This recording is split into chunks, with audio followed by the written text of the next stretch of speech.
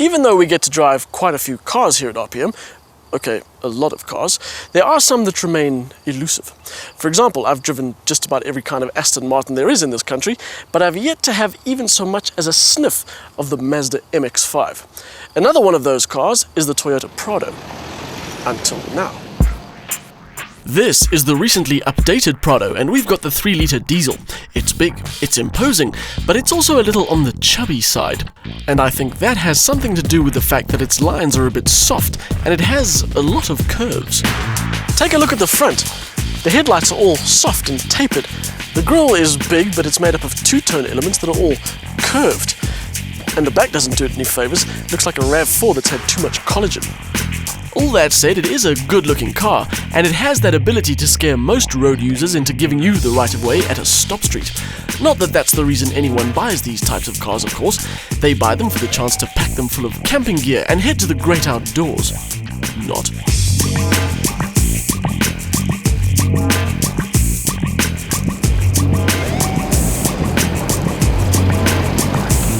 If you're the get-outdoors type or the must-have-a-bigger-car than the next guy type, the 3-litre 4-cylinder turbo diesel should keep you happy. Its kilowatt count is a little on the low side at just 120 kilowatts, but with 400 newton meters available from just 1600 RPM, this big thing has no problem shifting its weight. I think Toyota were a little optimistic fitting a sports suspension setting to the diesel Prado, but as I'll explain shortly, I also think they were keen to fit as many switches and dials to this car as possible. The reality is that if normal mode is too hard for you, you also get a comfort setting. And it is very comfortable. It gets off the line with no problem. It's got a super smooth 6-speed auto box which you can operate in manual mode if you really want to, but still, just let the car do its own thing and concentrate on the lashings of luxury in here, even if some of it is fake. Real or not, the wood on the center console looks and feels fake. This car is a mix of some really ordinary stuff, but some really nice stuff too. For starters, all the bits borrowed from Lexus, which is basically the center touchscreen piece with a hard drive sat-nav system. Then there's the list of standard features, which includes over 40 items. And I'm not talking about the things that they just put on there to make it seem like a long list, like the handbrake and the ashtray and the antenna. I'm talking about things like keyless entry, and the refrigerated center box, and in the back, well, come check it out. An automated third row of seats. How cool is that? I thought Audi had won the gimmick award with its automated tow hitch, but this takes the cake.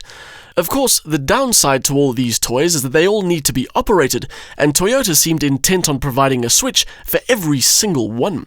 There are the obvious center console switches, then the steering wheel buttons, the ones on the floor, the ones above your left knee, and of course, the ones above your right knee. Then there's all the stuff you operate via the touchscreen, like the Bluetooth and the audio setup. And when you want to go off-road, there's a combination of touchscreen, steering wheel, center console, and knee height switches, as well as all the menus in the instrument cluster that you need to get your head around.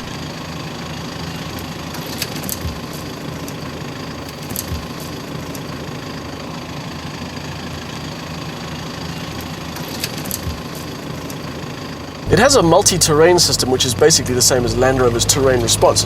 It adjusts the car to suit conditions. But I don't know, maybe I've just been spoiled by one too many Range Rovers where you hit one button and then the car does all the work. So it engages the diff lock, it'll adjust the ride height, it'll switch on hill descent control and then adjust the throttle and the steering maps. In the Prado, it's a little bit different. First you press that and it gives you this display. You scroll down to the one you want, then press this.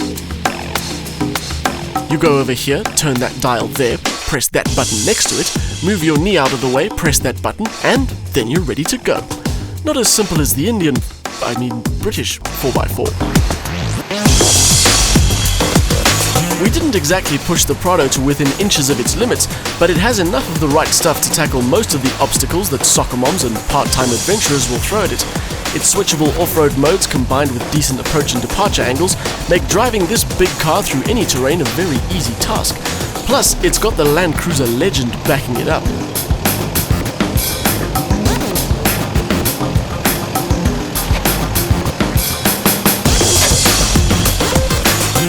It's also got buckets of technology, including a camera system that gives you an almost complete view around the car.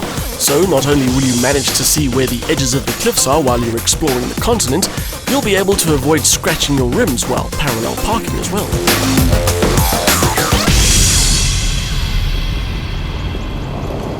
We've all heard of that very old and very boring argument about Land Rover versus Land Cruiser and which one is better.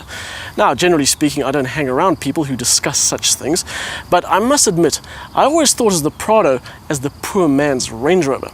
But now, well, it will go just about everywhere, and it has just about everything. And it costs 300,000 Rand less.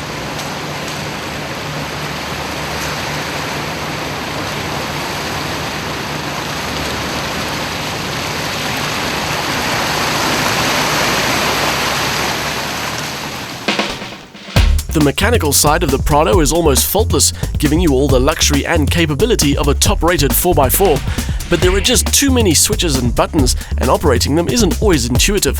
Some of the interior finishings could definitely be better too.